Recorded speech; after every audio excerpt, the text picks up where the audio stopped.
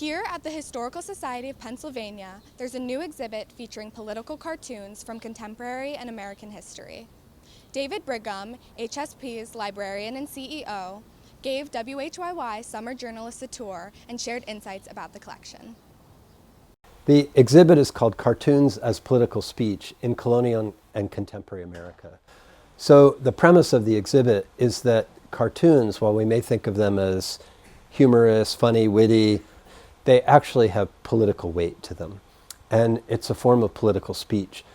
Brigham explained that the visual nature of political cartoons contributes to their impact. Their power is partly in the fact that they seem so light, that they don't seem like, it's not a big speech, it's not a policy statement. What's impactful is the graphic nature of it, graphic as in drawn and very to the point. They use humor so that they can really take a shot at somebody, but by inflecting it with humor, it sort of takes the edge off a little bit. They can actually have quite, biting commentary on whatever the issues are of the day. The exhibit features political cartoons from the early 18th century, the Revolutionary War, and modern times. Brigham sees a connection between works from these periods. And we wanted to show how the past and the present relate to each other and how this kind of political speech translates into the current environment. And really interestingly, a lot of the political questions are the same. They're about equity, they're about who's in power, they're about who's making decisions. Those are issues that are germane regardless of when we live, and the players change, but the concerns, I think, are still relevant to us today. Also highlighted in the exhibit are works by modern political cartoonist Signe Wilkinson. Signe grew up in the Philadelphia area. She moved away, she came back, and she was the cartoonist for the Philadelphia Daily News and the Inquirer for about 40 years.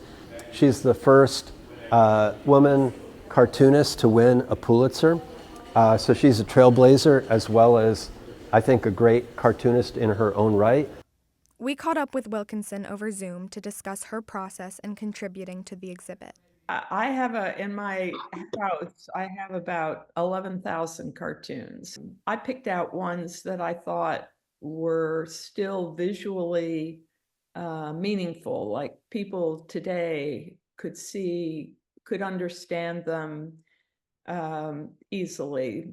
Wilkinson explained that cartoons are meant to communicate opinions rather than be informative. Not supposed to be educational in the same way. They're not telling you all the details. What a cartoon would say is Kamala Harris is going to kick Donald Trump's butt. And in one image, with her kicking him out of the race. It's something like that. I mean, they don't go for your brain, they go for your gut.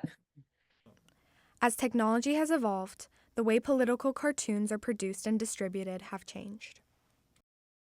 Now people don't read newspapers. And I think memes on the internet have taken over, and that's the visual communication now. But I think the spirit of a meme is the same as the spirit of one of Signe's cartoons, or even one of these 18th century cartoons. Yeah. Technology has changed, but the impact of visual media is still strong. With the upcoming election, there's sure to be a flood of memes and cartoons. Today's content creators are making the visual history of the future. From WHYY Summer Journalists, I'm Anouk Freudenberg.